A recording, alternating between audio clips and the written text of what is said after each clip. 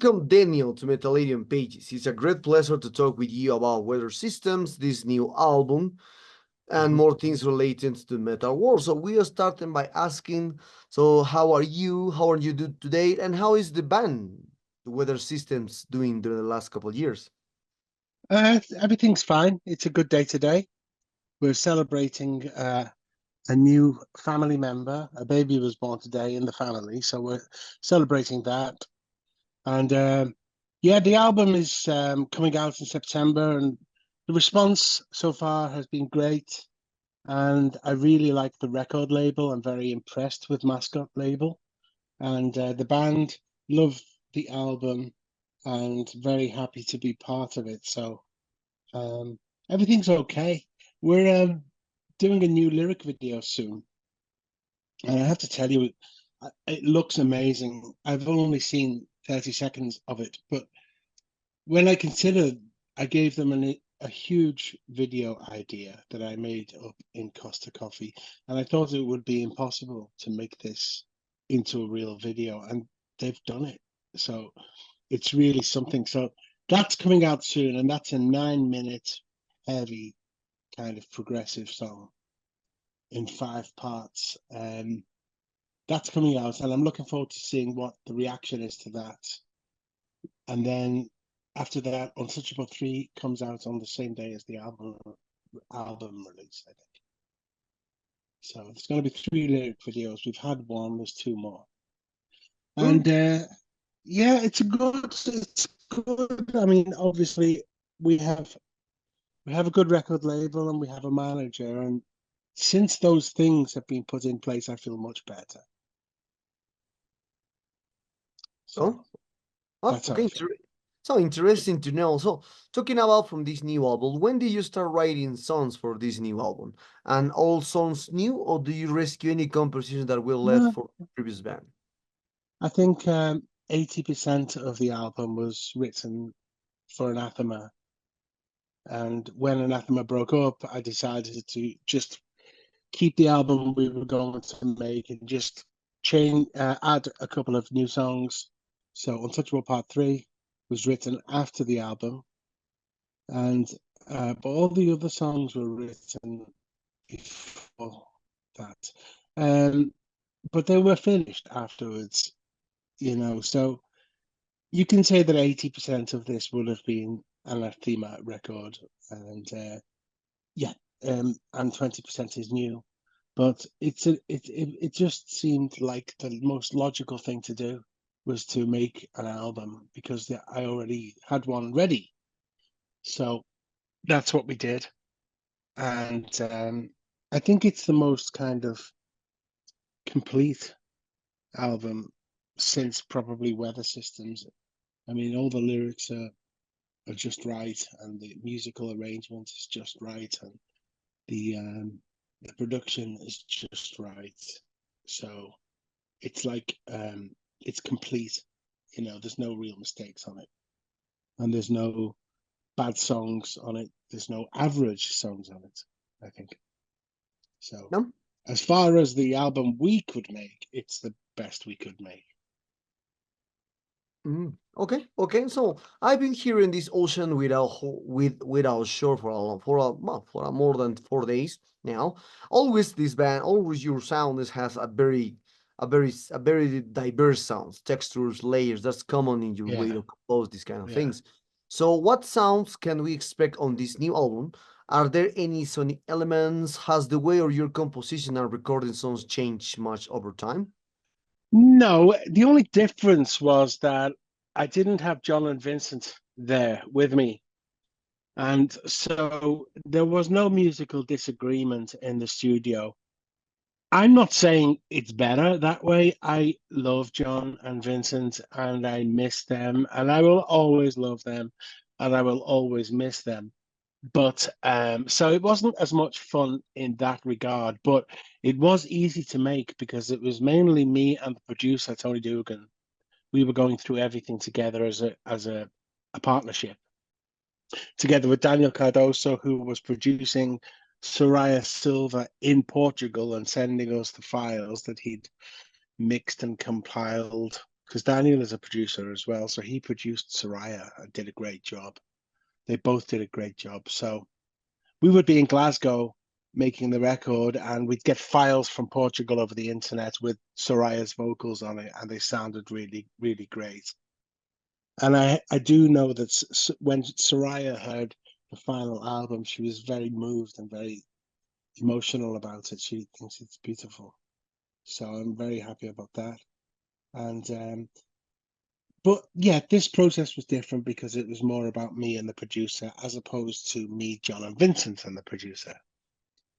But this time I had nowhere to hide, so I had to be there, present in the studio all the time, because if I didn't do it, it wouldn't get done. But in the past, with Anathema, I could take time off when Vincent's doing his vocals, or so on, so on. I could take time off, but this time I didn't have any time off. So I was present for the whole process, and I worked harder this time than I have before. And it came out really good in the end. So Okay. I'm happy. Mm. But I'm not saying that process is better than before. It's just different. And I love those guys. I love Anathema people. I love Vincent and John especially. And I'll always love them, and I'll always miss them, but life goes on, And so here I am with a new one. But it is Okay. 80% the Anathema record we could have made. Yeah. Okay. Okay. Thanks for this. Thanks for letting me know this. So the lyrics since Anathema have always been very deep. So therefore, lyrically, what themes do you explore on this new album? Where does inspiration come from, and why do you choose the name Ocean Without a Shore?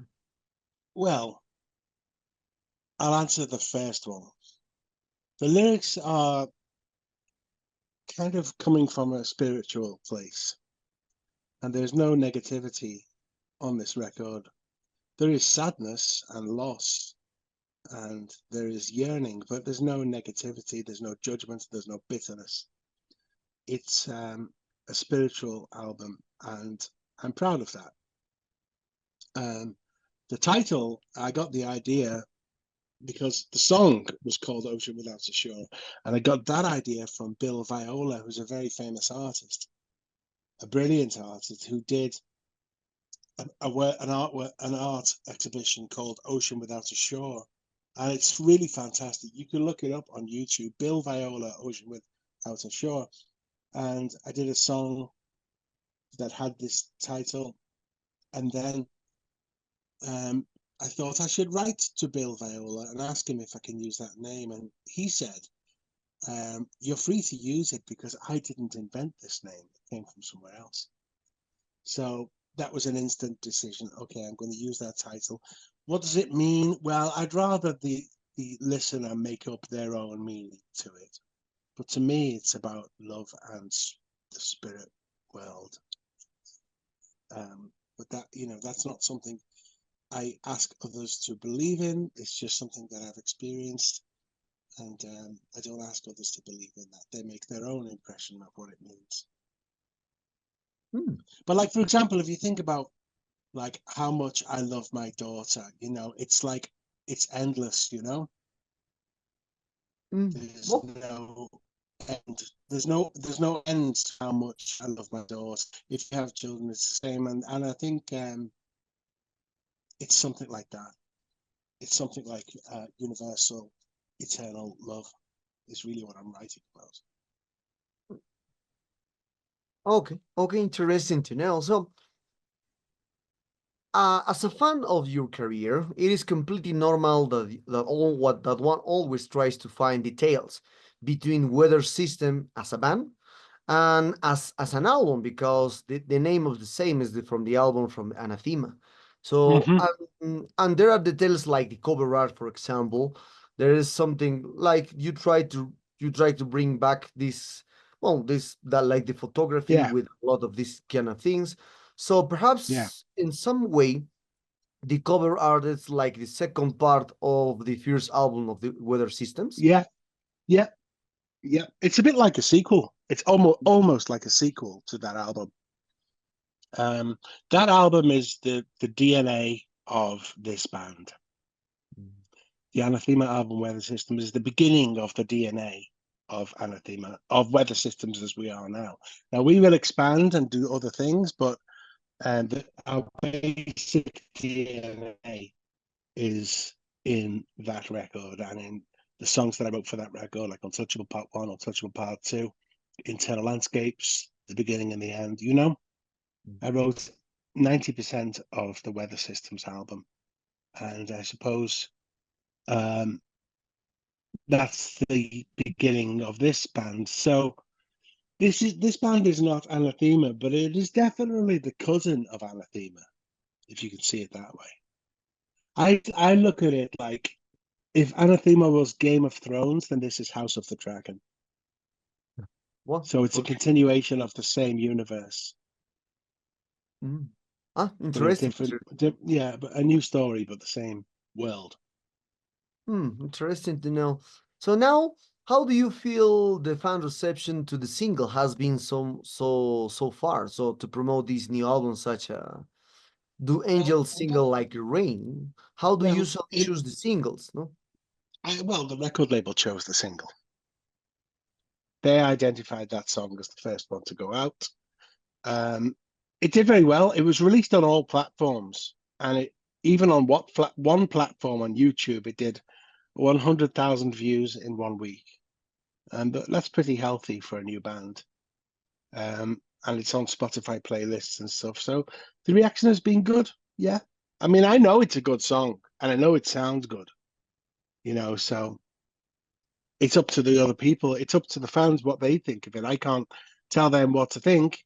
I know it's good. I love it. I believe in it. And it's entirely up to the fans and the listener if they like it too. But I think it was positive. Yeah. I think it's been positive.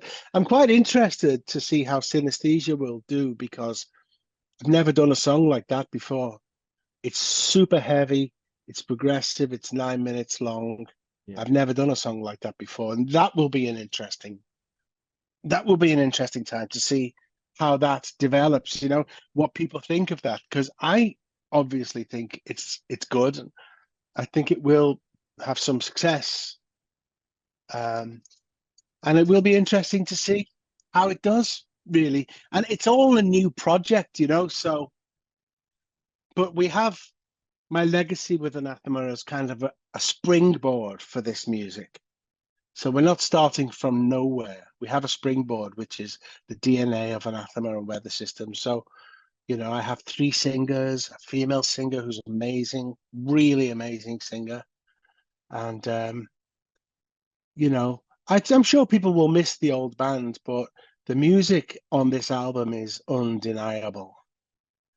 Even if they will always miss my brother or always miss Lee Douglas, I miss them too. But the music that this album, it is undeniable. They can't say, "Oh, it's not very good," because it's not Anathema. It is good. Regardless, it's a good record and the songs are good, and that's how I feel about it. Okay. And Okay. if other people miss Anathema, all I can say is, so do I. I miss it too. But life goes on, you know. Okay. So, okay. Life Talking goes on. about as one thing that you said about this, you love this new album. So many bands and musicians see each album as a child. You have a long career releasing a lot of albums. So each one is special in its own way. It's a bit of cliche to say that each album or each new release is a band's best. So, but do you consider this new or this first album from Weather System is your best work to date? If so, what are the reasons that you make this your best album to date? I think it's up there. I think it's up there with anything I did with Anathema. Um, I mean, it's significant because it's the first part of a new journey, right? So it's Yeah. a significant album because of that. As for it being the best, it doesn't really matter. I would say it's as good as Weather Systems and maybe even more consistent because there's one or two songs on Weather Systems that aren't fantastic. They're just good, decent songs. Whereas on this album, there are no weak tracks. But the Weather Systems album was really all about the first two songs. You know, those two songs just made such an impact, you know, and, you know, everything changed overnight when that album was released. And, you know, that's why I made Untouchable Part 3, because, you know, the lyrics fit and it's a connection to that record. I would say, for me, the best work I've ever done is Weather Systems, The Optimist, and Ocean Without a Shore. And it's difficult to choose between those three. I think We're Here Because We're Here is great too. So it's Hmm. like, it's those four. Okay. But, you know, as for it being the best, it doesn't really matter, you know. Okay. Okay. So talking about the promotion of this new album or this first album, what are your plans after releasing this album? How do you promote this album by? Perhaps you mentioned that you will release a video, or perhaps you're already working on new songs. Perhaps you will embark in tours. Who knows? What But kind of yeah, plans do you have for touring. this? Well, we're going to release a total of 3 lyric videos. One has already been done, and there's 2 more to come. And then we'll go on tour in the early part of next year. And we just try to play live a lot and take each day as it comes, really. That's my plan, to take each day as it comes. But there's a plan to make a tour happen, and that would be nice. Okay. Okay. So you talk about a little minutes ago that you both and the fans were sad about anathema disbandment or split up. So for this situation, so maybe this ocean with a short will be like a push up to reunite the band for special shows in the future. So you reunite an Anathema? Yes, for special shows perhaps. No, I don't think so. Hmm. No, I don't think that's going to happen. Hmm. Okay. Okay. Okay.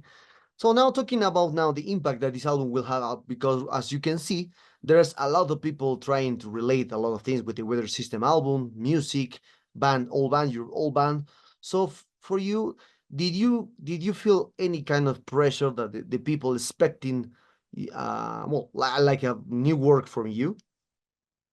No, no, the album was easy to write and it was easy to make. So I enjoyed that whole process, especially recording it. That was a really great experience. So no, I didn't feel pressure.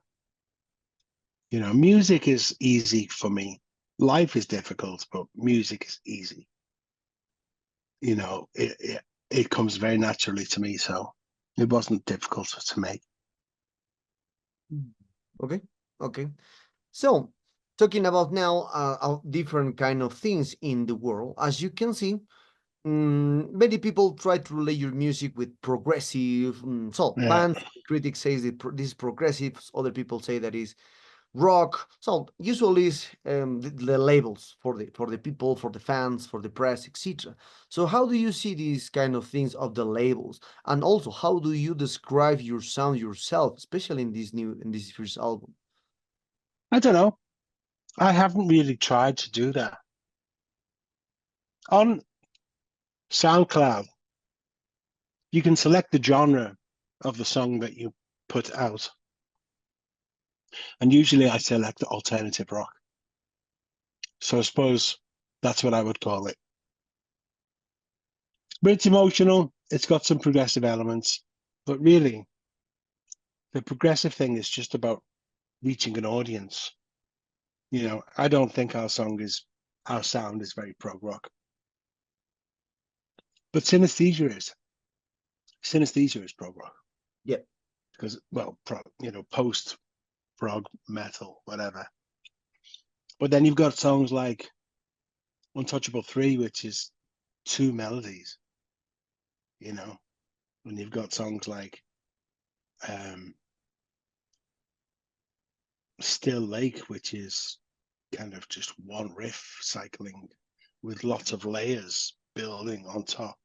So we do lots of layers. We don't do lots of changes and tempo changes. We don't do lots of key changes. We never do lots of solos, but we do make layers in our music, you know, so harmonies and counter melodies and layers and strings, and that's how we do it. But it's not a complicated music. I think prog rock is complex music, and our music is not complex. It's much more simple. If you listen to Springfield, that is one riff. Yeah. Springfield, that's one riff throughout the whole song. It just has layers of counter melodies, but it's one riff. And I don't think prog rock is really about having one riff for 5 minutes. So, you know, prog rock usually has 20 riffs in 5 minutes. Yeah, that is true. That is true. I find prog rock really boring, except for a couple. You know, Marillion, Clutching at Straws, and Misplaced Childhood. They're good. A few other things, even Pink Floyd, but most traditional prog music doesn't appeal to me. I think it's music of the head, and I prefer music of the heart. I like Oasis a lot more than the prog rock bands. Okay. It's just my opinion. It's only my opinion. It's you know, I'm not telling anybody else that it's bad. You know, it's other people can have their opinion, and mine is that Radiohead, Oasis, U2 in the 80s, Nirvana, Nevermind, Pink Floyd, Wish You Were Here, the Beatles, they're all my favorites, you know. Kate Bush, that's my favorite music. Even ABBA, AC/DC, Metallica, you know. This is the music I like. Okay, Dire interesting. Straits, Mark Knopfler is a big influence. You know, I mean, at least 50% of my guitar style is based on Mark Knopfler. Oh, okay, interesting. No, we have this different points about the progressive rock, progressive Yeah, X. There's different points. and the fans, you know, I'll tell you this: I am really grateful to the prog fans. I'm really grateful to the prog audience for giving Anathema a chance and for giving Weather Systems a chance. I'm really grateful to them, to all of those fans for doing that. I'm grateful to the audience of progressive music. Okay. So, speaking about your upcoming live shows promoting Ocean Without Shore, so will this concert have a mix of songs of Anathema or Weather System? Yes, Or, it will. hmm, It will be 50% Anathema, 50% Weather Systems. okay. So, like the songs that I wrote for Anathema, like the list is long. You know, the list is long. Off the top of my head, Springfield, Natural Disaster, Closer, Thin Air, Dreaming Light, Untouchable Part 1, Untouchable Part 2, Internal Landscapes, you know, The Lost Song Part 3, the song Anathema itself. There are so many songs that I wrote for that band, and I love them all. I love those songs, so I'll never stop playing them. In fact, there is a chance that we might actually play all of Ocean Without a Shore and all of the Weather Systems album from 2012. You know, there's a chance we can do that, because if we don't do that, nobody will. You know, so we have the rights because I wrote 90% of the album, so we might do that. We might play all of Ocean Without a Shore and all of Weather Systems as complete, you know, a show in 2 parts, you know, in 2 halves. We could do that. It's open at the moment as to what will happen. We don't know. Okay. But you can be sure that 50% of the set list will be the Anathema songs. Because I wrote them. I wrote the lyrics, I wrote the melodies, I wrote the chords. Hmm. Okay. Well, on the interesting to know. arrangements. A lot of fans will be happy with when you play 50% songs from the end. I think it's Yeah, a great thing. yeah, yeah. So, Well, if we don't do it, nobody will. yeah, that is true. You will. That is completely true. So, as you can see now, talking about what other kind of topics in the world in general, especially in the rock or in releasing albums. So, what inspired you to create new music in a bed of new releases in a digital age where you have hundreds of bands releasing albums every week? Right. So there is a lot of competition now. It's not like the 90s or I'm the sure 80s. you're So there right, is, but that's the job of the record label and the managers. I don't care about that. I'm too focused on what I'm doing. I'm too focused on my own songs, and I have great confidence in the songs I write. And I don't really pay attention to what's going on out there. It's not my job to set a release date. It's not my job to book a show in a city. If if Nightwish is playing next door, it's not my job to look after those things. So I don't pay any attention to it. It's for the label and the manager to worry about that. I just worry about the music, and I don't really care what other bands are doing. I don't listen to it, and I don't really mind. None of them are as good as Radiohead anyway, so it doesn't matter. okay. Okay. Now that is okay. So now we are very close to this interview then. So for Thank this, you. as a recognized musician, you already have a status as a musician in the world. All people around the world knows about your work, your previous works in Anathema. Now with this work, you are with a great label like Masco label it is. So as you can see now, a lot of people saying that it's not longer productive to be a musician, especially for the new musicians that are coming out every Yeah, week. Every that's week. true. That is something I pay attention to is how it is for new musicians, and I really think record labels are really interested in your social media follower number. The number of people that are following you on social media, the higher that number is, the more chance you have of getting a record deal. That's the way the world is.